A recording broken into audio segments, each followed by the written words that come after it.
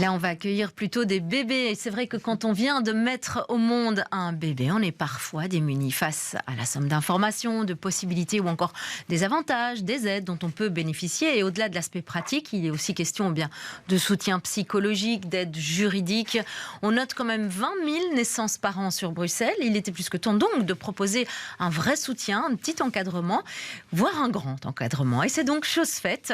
Tout cela est désormais compilé grâce à un site phare qui vient de naître, lui aussi, pour tous les parents, les futurs parents et les travailleurs du secteur de la périnatalité à Bruxelles. On en parle avec l'une des coordinatrices fondatrices, Emmanuelle Van Bezien, qui nous fait la gentillesse de nous rejoindre dans le studio. Bonjour Emmanuelle. Bonjour. Merci de nous rejoindre pour parler de ce tout nouveau site donc qu'on intitule Born in Brussels, tout simplement. On parlait donc de 20 000 naissances, c'est pas rien, à Bruxelles, dans la capitale, et elle concerne ces naissances tous les types de familles, et c'est peut-être ça justement l'enjeu de ce site. Oui, effectivement, donc on doit savoir qu'à Bruxelles, quand même, une famille sur trois, presque une famille sur trois est une famille monoparentale. D'autre part, il y a quand même un nombre assez conséquent d'enfants qui vivent dans des familles qui sont pratiquement au seuil de pauvreté. Il y a énormément de multiculturalité à Bruxelles, donc des familles très diverses qui nous viennent de partout. Ça fait la richesse, mais ça fait aussi que c'était peut-être important de focaliser sur cette région bruxelloise et sa diversité, d'offrir un site qui renseigne les parents, les futurs parents, sur les aspects, comme vous venez de le dire, informatifs, donc dès avant la conception jusqu'aux 2 ans et demi de l'enfant, et par ailleurs aussi renseigner sur les répertoires d'acteurs qui peuvent être importants pour les aider, les aiguiller quand ils rencontrent des difficultés, quand ils se posent des questions sur leur parentalité, des parents peuvent parfois se demander si leur enfant a un retard de langage, s'il présente des troubles autistiques. Donc toutes ces questions, il fallait qu'on puisse les rassembler en un seul site. Bilingue, parce que finalement il existe beaucoup d'autres sites institutionnels, que ce soit l'Office de la naissance et de l'enfance qui a extrêmement de bons contenus très riches et variés, mais donc mais ça ne suffisait pas manifestement. C'est-à-dire que la région bruxelloise est tellement spécifique, je pense que c'était bien qu'on puisse centraliser les informations, à la fois le contenu informatif, à la fois les répertoires d'acteurs, puisqu'en fait quand les parents vont aller découvrir un article, par exemple, avant la grossesse, voilà, est-ce que je suis enceinte ? Ils vont lire l'article, ils vont trouver donc une infobox qui va leur donner plein de liens vers des sources complémentaires. Et d'autre part, il y a un bouton qui s'appelle « Qui peut m'aider à Bruxelles ?» Et là, ils vont tomber sur toute une série d'acteurs qui peuvent les aider sur cette thématique précise. Et c'est pareil pour donc toutes les thématiques abordées. Chaque fois, donc, on a accès aux acteurs qui sont donc les pendants de la thématique consultée. Et il y a des choses qui sont prévues aussi pour que les parents eux-mêmes puissent communiquer entre eux, s'échanger des bons plans. Oui, voilà. Alors, vous faites bien de le dire. Donc, il y a aussi, en outre, donc une section témoignages où on appelle les gens, d'ailleurs, à nous faire parvenir leurs témoignages, parce que je crois que c'est toujours bien pour les personnes de voir qu'ils ne sont pas tout seuls dans des situations, parce que les autres ont trouvé comme alternative ou comme petit truc. Et puis, on a effectivement une partie bon plan qui détaille en fait toute une série d'informations comme les initiatives solidaires. Cuisiner ensemble, réparer des objets, qui favorise aussi tout ce qui est la deuxième main. Donc dans un esprit de développement durable, on tient compte aussi des personnes qui ont moins d'accès au numérique. Et donc on renseigne aussi tous les espaces numériques publics à Bruxelles où ils peuvent se faire aider. Mais d'autre part, le site est aussi conçu, comme vous le disiez, pour les professionnels, d'une part pour se connaître entre eux, et la diversité des initiatives et des personnes, tant du côté francophone que néerlandophone, parce que souvent il y a des clivages.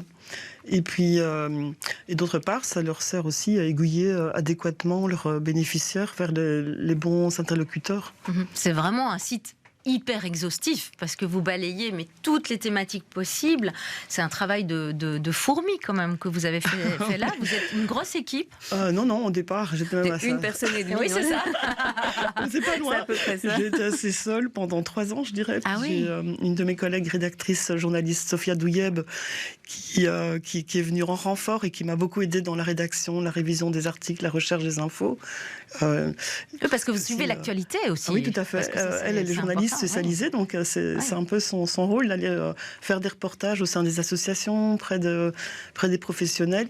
Et puis Rebecca donc Levesque est arrivée ensuite en janvier et elle a renforcé notre équipe. Donc on peut dire qu'on est 2 points ETP. Mais donc voilà, on essaie de faire vivre ce site avec les moyens qu'on a. Il vient de naître, ce site, on est d'accord. Il est tout neuf, tout beau, tout chaud. Il est très bien fait. Merci beaucoup. Ça nous. Il est très ergonomique, comme on dit. Alors, il faut savoir qu'il y a une grosse machine derrière. C'est très complexe derrière, mais on voulait que ça paraisse très simple. Donc, par exemple, moi j'ai fouillé. Je vais donner quelques exemples. On arrive là. J'adore déjà la photo avec les petites chaussettes qui pendent sur le fil. On a le choix avant la grossesse, devenir parent. Donc c'est vrai qu'il y a toutes les étapes. Voilà, on l'a fait de manière chronologique, c'était plus simple. Chronologique. Voilà. Mais il y a aussi, par exemple, dans les droits et les démarches, j'ai envie de dire quelques volets un petit peu plus sensibles aussi, comme vous n'êtes pas régularisé en Belgique, que faire? Tout à fait. On a voulu rédiger le site sans tabou, en langage accessible. Et donc, parce qu'on estime qu'il y a des situations en tout genre et qu'il faut pouvoir y répondre. On traite par exemple de la grossesse et du ramadan, des parents emprisonnés, des mamans qui sont éventuellement en soins psychiatriques. Donc on a vraiment essayé de balayer toutes les situations qui peuvent se présenter dans une grande ville comme Bruxelles. Et donc vous faites bien droit et démarche. C'est vrai que c'est important de signaler que c'est une section qui offre un contenu en langage juridique clair. Oui. Et ça, c'est une spécialité de l'ASBL Droit quotidien Helder Hertz, en néerlandais, avec laquelle on a collaboré. Et donc l'intérêt, c'est qu'on importe ces contenus et qui sont automatiquement mis à jour par les juristes, et donc ils sont toujours valables, quel que soit le moment où les parents vont les consulter. On parlait des différents acteurs dont on peut faire les liens, puisqu'on on cherche une crèche, par exemple. Vous avez la liste des crèches. Exact. Ou peut-être on entend parler d'une crèche et du coup on peut aussi vous contacter en disant tiens, moi je suis une crèche peut-être privée, est-ce qu'on peut rajouter dans la liste? Ça, c'est possible aussi? Alors en fait, tous les répertoires d'acteurs proviennent du site Bruxelles Social, qui est développé par mes collègues du CDCS, CMDC, ASBL. Et donc il y a donc certains critères pour que ces acteurs puissent être répertoriés sur ce site. Donc ils doivent plutôt prendre contact avec le site Bruxelles Social. D'accord. Donc ça, c'est pas chez vous directement. Donc c'est intéressant de le comprendre. Voilà, c'est un contenu qu'on importe aussi et qui est automatiquement mis à jour. D'où le fait que toutes ces informations sont beaucoup mieux maintenues à jour, puisqu'il s'agit de milliers d'acteurs. Donc, comme vous l'avez dit, on n'est pas très nombreux. Donc, on profite de la force de nos collègues qui développent ce beau site Bruxelles Social. Donc, voilà. Est-ce que vous avez des contacts avec les hôpitaux, maternités? Oui, tout à fait. En fait, il faut savoir que le site est né parce qu'au départ, on était coordinateur. Enfin, on gère le site hospichild.be. Ça fait 16 ans quand même. Et puis, donc, ça, c'est l'enfant malade et hospitalisé, le soutien aux parents.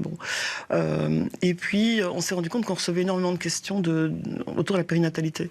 De beaucoup de parents, de professionnels. Et c'est là qu'on s'est rendu compte qu'il fallait vraiment un site dédié à cette question. Et donc, on fréquente les hôpitaux, les services pédiatriques, les services de néonats et de maternité depuis un bon moment. Et on a d'excellents contacts avec la plupart d'entre eux. Et ça favorise le fait qu'on puisse mettre à jour aussi nos descriptions de maternité, de services de néonats, puisqu'on peut trouver ça sur le site aussi. Voilà. Et quand vous avez décidé de créer ce site et ce service, c'était pour répondre à ce que vous estimiez être un manque. Et pourquoi un manque? Parce que vous avez l'impression que la parentalité a évolué avec le temps et que les nouveaux parents se posent plus des questions, se remettent plus facilement en question aussi. Ça aussi, puis je pense que beaucoup d'acteurs, même médicaux, le diront. Le premier réflexe des personnes maintenant, c'est de prendre sa tablette ou son smartphone et finalement de taper un mot-clé. Et donc, la toile est devenue vraiment un référent, je dirais, informatif. Et d'autre part, c'est vrai, voilà, il manquait vraiment aussi un réseau périnatal bruxellois qui maille tout le monde. En dehors des clivages linguistiques, je l'ai dit, mais aussi les clivages d'université, l'UVUB, etc. Donc, relier tout le monde au-delà des clivages, je dirais, pour mieux collaborer, donc mieux se transmettre les informations, même les colloques, les formations entre professionnels, et aussi, moi je suis un assistant social à Molenbeek, j'ai un cas particulier, je vais rencontrer peut-être une personne qui va pouvoir m'aider à l'autre bout de la ville, mais qui a déjà eu ce cas spécifique et qui pourra m'informer. Donc c'était surtout aussi pour faire ce réseau. Et donc vraiment une thématique précise sur un territoire donné donner, parce qu'une ville comme Bruxelles, je pense qu'elle centralise, elle multiplie la diversité des cas, parfois difficiles, des situations complexes pour lesquelles on n'a pas toujours de solution. Nous, on se borne à référencer ce qui existe. Mais le site Born in Brussels ou encore au Switchline, on se borne à adresser ce qui existe.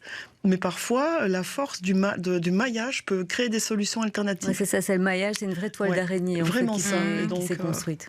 C'est pour ça qu'on espère que les professionnels vont aussi rejoindre le site, nous aider. Ça va peut-être donner une impulsion aussi, c'est ce qu'on cherche, à un autre niveau, et peut-être plus une émulation entre tout le monde, entre tous les acteurs.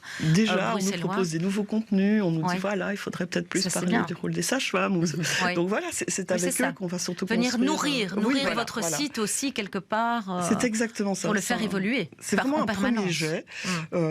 Et on reste humble malgré tout par rapport au travail fourni, parce qu'on sait qu'on a besoin. Les professionnels nous ont beaucoup aidés, mais je crois qu'ils vont encore beaucoup nous aider aussi, parce que on ne connaît pas toutes les petites initiatives qui se passent dans les communes, les CPAS. Qui sont originales et qui parfois ne sont pas du tout connues en dehors de la commune ou du quartier. Donc c'est grâce à eux, effectivement, qu'on va faire vivre le site. On peut considérer quand même que vous êtes quelque part sur le terrain. Même si vous ne vous déplacez pas physiquement, le fait d'avoir ces relais, c'est comme si vous y étiez, quelque part. Oui, voilà, c'est presque un relais virtuel. On fait un peu de la médiation, finalement, entre les parents, les futurs parents, et les services, les professionnels auxquels ils peuvent s'adresser. Alors, il y a un bouton SOS. Je pense que ça vaut aussi la peine de le souligner. Donc, vous prenez vraiment soin des futures mamans, des papas, de ces familles qui peuvent vivre des choses pas faciles. Voilà, c'était une des demandes en fait de nos pouvoirs de tutelle aussi, c'était de s'adresser aux familles qui sont plus en précarité ou vulnérables. Et donc ça représente quand même beaucoup de familles à Bruxelles. Oui, vous l'avez dit, vous avez donné des chiffres. Moi, j'en ai relevé aussi. Donc on parle quand même de 65 000 familles monoparentales à Bruxelles. On parle souvent aussi de la situation économique des mamans, des mères. Et 41% des jeunes dans une famille dont le revenu se situe sous le seuil de la pauvreté. 41%. Ça veut dire pratiquement un enfant sur deux. Ou presque en tout cas au seuil de pauvreté. Donc ça représente effectivement énormément de familles, énormément d'enfants. Et comme on sait que la période, j'allais dire, de 0 à 2 ans et demi est fondamentale pour le développement de l'enfant et de l'adulte plus tard. Donc c'est la fameuse période des 1000 jours, de la conception à 2 ans et demi. Et donc c'est admis maintenant dans tous les modèles et dans toutes les études que c'est vraiment important de soutenir les parents, tant dans les aspects parentalité que vous avez soulevés, que santé, donc accès à la santé périnatale, pour qu'ils puissent finalement avoir un bon développement plus tard. Et dans cette rubrique, donc SOS par exemple, où puis-je dormir ? Ce sont des besoins assez basiques, mais vous êtes là aussi pour le rappeler, ou me laver, ou encore j'ai besoin d'aide matérielle, comme du lait pour le bébé, ce genre de choses. Donc vraiment une précieuse aide et un soutien. En tout cas, on se sent sans doute moins seul en allant se balader dans ce site très très bien fait, donc ce site Born in Brussels que vous représentez en tant que coordinatrice aujourd'hui ici dans notre studio. Merci beaucoup Emmanuelle Van Bezien d'être passée par chez nous.